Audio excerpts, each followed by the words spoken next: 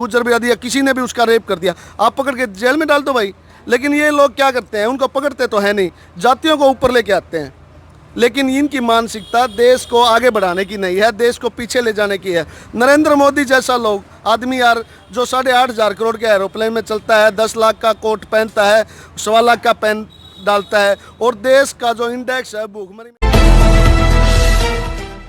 नमस्कार, मैं हूं अजय भारद्वाज और आप इसमें ग्राउंड मीडिया देख रहे हैं। किसान आंदोलन से जुड़ी तमाम तस्वीरें लगातार आप सभी के सामने हम लेकर के आने लग रहे हैं। भाई टिकरी बॉर्डर के ऊपर हमारी टीम पहुंची है और जो उमरा गांव का जो पंडाल यहां पर लग रहा है, भाई मांगेराम मलिक जी, जिन्होंने किसान यूनियन जो संस्थापक हैं, वो यहाँ पर इस पंडाल उसी गाँव के जो यहाँ पर किसान बैठे हैं, पहले मुलाकात करवा चुके हैं हमें। भाई मनदीप मलिक हमारे साथ मौजूद है। सबसे तो भाई राम राम। नमस्कार भाई साहब। और कैसे हो, ठीक हो? बिल्कुल बढ़िया भाई साहब, 100 दिन होने वाले हैं किसान आंदोलन को, और गर्मी का मौसम भी बढ़ने लग रहा है और आंदोलन भी बढ़ने लग रहा है।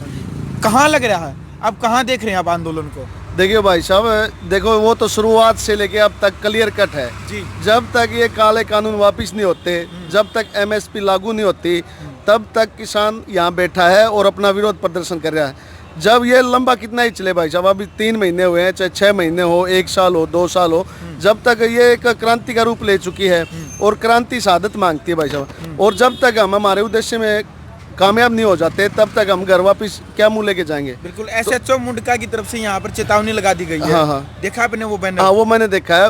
उसमें क्या है कि पिछले 3 महीने से, और जब से बीजेपी सरकार सत्ता में आई है 2014 से, उन्होंने देश के अंदर हर उस आदमी को, हर उस आंदोलन को कुचलने की कोशिश की है जो उनकी गलत नीतियों का विरोध करता है। और बीजेपी सरकार प्लस RSS सरकार 4 तरीके से वार करती है। पहला वार करती है ये मीडिया के द्वारा। मीडिया क्या है, जैसे इनकी नेशनल मीडिया इन्होंने हाईजैक कर रखा है, अंजना ओम कश्यप, सुधीर चौधरी, ये जितने भी चैनल है, ये इसके खिलाफ माहौल तैयार करते हैं। जैसे किसी आदमी कोई इनकी विरोध करता है, उसके खिलाफ ये माहौल तैयार करेंगे भाई, उसके ऊपर आरोप लगाएंगे, गालियां बकेंगे, माहौल उसके खिलाफ तैयार करेंगे। दूसरा स्टेप होता है इनका, वहाँ पर ये गुंडे भेजेंगे, वे गुंडे हाथापाई करेंगे, हाईलाइट होंगे, लोग एक दूसरे को गालियां बकेंगे। दूसरा स्टेप हो गया।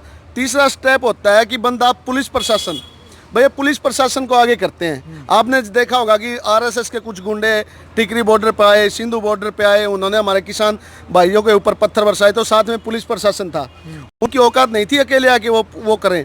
उसके बाद क्या होता है कि आदमी जब इन तीनों से, समाज से निराश होकर, जब पुलिस थानों से निराश होकर उच्च न्यायालय में अपनी अपील लगाता है, वहाँ पे इनकी आखिरी कार्रवाई शुरू होती है। एक काला कोट पहन के एक आदमी आएगा और सामने जो फैसला सुनाने वाला आदमी होता है काला कोट पहने, वो भी इन्हीं का बंदा होता है। इसका मतलब ये 4 तरीके से आंदोलन को ख़त्म करने की कोशिश करते हैं, आदमी को ख़त्म करने की कोशिश करते हैं। बहुत सारे देश के सामाजिक कार्यकर्ता, जिसके अंदर IPS अधिकारी, जिसके अंदर संजीव भट्ट था हमारे गुजरात से, जस्टिस लोया, गौरी लंकेश, वारवरा, जितने भी सामाजिक कार्यकर्ता है, उनको इन्होंने स्टेप बाय स्टेप जो ख़त्म किया, वो इन्होंने 4 स्टेप अपनाए थे। ये ना तो न्याय करते, ना न्याय होने देते। लेकिन अब मुकाबला इनका किसान सरदारी से है, अब लड़ाई आर पार की है। मैं RSS के लोगों को कह देना चाहता हूँ, भाई जो लोग आप किसान सरदारी के ऊपर पत्थरबाजी कर रहे हो, क्या आपके माँ बापों ने आपको इसलिए पैदा किया था क्या? आप अपने देश के किसान, जो देश का खजाना भरता है, 70-80% लोगों का पेट भरता है, उनके ऊपर आप पत्थरबाजी करो, किस लालच में कर रहे हो? आपने तो अपने माँ की कोख को ही बदनाम कर दिया। लेकिन जो मैं कह देना चाह रहा हूँ, RSS की एक विचारधारा है भाई। जब RSS बना, हमारे देश जब आज़ादी की लड़ाई लड़ रहा था, अंग्रेजों ने RSS को बनाया था, ना कि RSS अपने आप बना था। महात्मा गांधी, जवाहरलाल नेहरू, सुभाष चंद्र बोस, चंद्रशेखर, भगत सिंह, वल्लभ भाई पटेल, यानी कि हजारों ऐसे क्रांतिकारी लोग हुए थे जिसने देश को आज़ाद करवाने के लिए हमारे देश को, जो विभिन्न धर्मों में बटा हुआ था, विभिन्न जातियों में बटा हुआ था, उनको इकट्ठा किया था ताकि हम अंग्रेजों को हमारे देश से भगा सकें। उनकी मानसिकता क्या थी RSS अंग्रेजों की, भाई ये लोग कैसे खंडित हों, तब उन्होंने RSS की नींव रखी। और RSS के लोग क्या थे, मुखबरी का काम करते थे, पुलिस का, जैसे आज गांव में होते हैं मुखबिर पुलिस के होते हैं, तो RSS के लोग अंग्रेजों के मुखबिर थे। वो एक भेद करते थे, बता देते थे कि जी फलाने गांव में ये है वो। तो इस प्रकार के हमें लंबी लड़ाई लड़नी पड़ी और लंबे समय तक हमें आंदोलन चला था, तब जाए क्रांति, वो हमारे देश आज़ाद हुआ था। उस क्या जो इनका संचालक था गोवलकर, उसने एक बात कही थी, अगर देश के ऊपर राज करना है तो 95% जनसंख्या को गरीब कर दो। वही विचारधारा बीजेपी अब लेके आई है। अब ये सत्ता के ऊपर काबिज हैं। इन्होंने किसान को ख़त्म करने के लिए कानून ले आए। किसान खत्म हो गया तो इसका मतलब मिडिल क्लास खत्म। मिडिल क्लास खत्म हो गया, दलित वर्ग को ख़त्म करने के लिए जो मजदूर है, जो राशन कार्ड के ऊपर डिपेंड है, पीडीएस सिस्टम को ख़त्म करने के लिए उन्होंने खाद्य सुरक्षा बिल ले आई। दूसरी बात, इन्होंने एपीएमसी मंडी ख़त्म कर दी। ये जितने भी कानून है ये हमारे देश को ख़त्म करने के लिए हैं। और इन्होंने कहा था कि जब हम सत्ता के ऊपर आएंगे तो भारत की संसद के पैरेलल हम संसद बनाएंगे। जो आपने देखा कि 850 करोड़ की जो नरेंद्र मोदी संसद बना रहा है वो उनकी विचारधारा है। जो जबकि हमारे देश की जो एट प्रेजेंट संसद है वह दुनिया में सबसे बढ़िया टेक्नोलॉजी के द्वारा बनाई हुई संसद है और नई संसद है, उसका मुकाबला दुनिया की कोई संसद नहीं कर सकती। उसके बावजूद नरेंद्र मोदी संसद बना रहा है क्योंकि वो एक आरएसएस की विचारधारा है। दूसरी, जब उन्होंने कहा कि जब हम सत्ता में आएंगे तो भारत का संविधान बदल देंगे और हम हमारे हिसाब से चलेंगे, तो इन्होंने भारत के संविधान को बदलने की, आपने देखा जहाँ बलात्कार होते हैं ये लोग बलात्कार को धर्म में बांटेंगे। अगर धर्म में कोई बलात्कार ना ढूंढ पाए, मान लिया मुस्लिम का बलात्कार वो नहीं हुआ, हिंदू का नहीं हुआ, तो जो देश के जातियों में बांटेंगे। मान लिया किसी जाति में कोई रेप, तो भाई हर आदमी किसी ना किसी जाति से तो है ही, हर आदमी किसी ना किसी धर्म से तो है ही, अन्याय तो होता ही है। लेकिन कानून से बढ़कर कोई धर्म नहीं है, कानून से बढ़कर कोई जाति नहीं है। आप एक बात बताइए, अगर मुस्लिम लड़के ने किसी हिंदू लड़की का रेप कर दिया तो क्या वो कानून से बढ़ गया मुस्लिम? आप उसको पकड़ के जेल में क्यों नहीं डालते? या मान लिया किसी दलित लड़की का रेप हो गया या किसी जाट बिरादरी, गुज्जर बिरादरी या किसी ने भी उसका रेप कर दिया, आप पकड़ के जेल में डाल दो भाई। लेकिन ये लोग क्या करते हैं, उनको पकड़ते तो है नहीं, जातियों को ऊपर लेके आते हैं। लेकिन इनकी मानसिकता देश को आगे बढ़ाने की नहीं है, देश को पीछे ले जाने की है।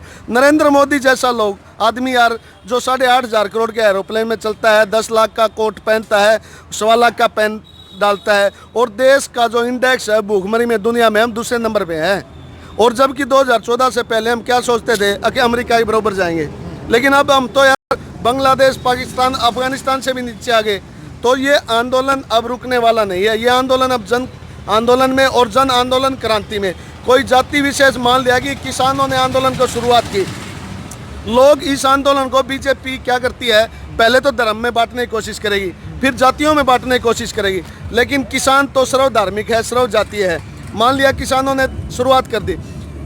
देवेंद्र शर्मा जी हमारे कृषि विशेषज्ञ हैं जिनके पास बहुत बड़े अवार्ड हैं। क्या वो भाई जाट बिरादरी से है? क्या वो चमार बिरादरी से है? संपत सरल जी कौन है भाई? पंडित जी है। रोहित शर्मा क्या है? 3 डबल सेंचुरी वर्ल्ड ओडीआई में, उसके बराबर कोई क्रिकेटर नहीं है आज दुनिया में। उसने किसान आंदोलन का समर्थन किया है। कपिल देव 1983 का वर्ल्ड कप, क्या वो जाट है? लेकिन जिसकी मानसिकता घटिया है, विचारधारा क्या है आरएसएस की, भाई को भाई से लड़वा दो, गांव को गांव से लड़वा दो, धर्म को धर्म से लड़वा दो और देश को देश से लड़वा दो, इस प्रकार की विचारधारा है। और इस विचारधारा के खिलाफ ये राजनीति है। हमारी राजनीति किसी विरोध जो वो बीजेपी के खिलाफ नहीं है, इसकी गलत नीतियों की वजह से हम इसके खिलाफ। वरना पहले अटल बिहारी वाजपेयी को किसने चुना था? आम जनता ही नहीं चुना था। लेकिन अटल बिहारी वाजपेयी ने इनकी मानसिकता को पूरा नहीं होने दिया, तो इसलिए इन्होंने उनको सपोर्ट नहीं किया, तो सेकंड टर्म में वो आ नहीं पाया। लेकिन अब यह बगावत देश का हर वो वर्ग कर रहा है, जिसमें शिक्षक है बहुत सारे, पूरे इंडिया के जितने भी लॉयर हैं उन्होंने हमारा समर्थन किया। आम कर्मचारी है, दलित वर्ग है, मजदूर वर्ग है, किसान है, जो देश का जिसने नमक खाया है और जिसके खून में वफादारी है, उन सब ने इस आंदोलन का समर्थन किया है। और ये आंदोलन अब अकेला आंदोलन नहीं है, जन आंदोलन और विस्तृत रूप ले चुका है। और अब ये तभी रुकेगा जब ये अपनी मंजिल तक पहुँच जाएगा। बिल्कुल। चलो भाई, किसानों का जुनून आपने देख लिया। मनदीप मलिक है, युवा किसान नेता। भाई कैमरामैन ने कहूँगा सारे तगवान घुमा के दिखा दे भाई। 100 दिन होने वाले हैं, तो किसान मतलब जब सर्दी थी, जब कड़ाके की ठंडी थी, जब भी आड़े बैठे थे भाई। गर्मी आवेगी चाहे बारिश आवेगी, जब भी यहीं बैठे रहेंगे भाई। इनका एक के बात कहनी है इनकी, चाहे कितनी बड़ी चेतावनी दे दे सरकार, से कितने ऊपर केस कर दे भाई, ये डरने वाले नहीं है। तीनों जो काले कानून रद्द करवा कर मानेंगे। आशा करते हैं कि आपको वीडियो अच्छी लगी होगी। आपने इस वीडियो को ज़्यादा से ज़्यादा शेयर करना है और ग्राउंड मीडिया चैनल को सब्सक्राइब करके बेल आइकन जरूर दबाना है। ग्राउंड मीडिया के लिए टिकरी बॉर्डर से अपने कमेंट से होगी इंतजार के साथ मैं जब राष्ट्र निर्माण की जानकारी के लिए ग्राउंड मीडिया चैनल को सब्सक्राइब करें और शेयर करें।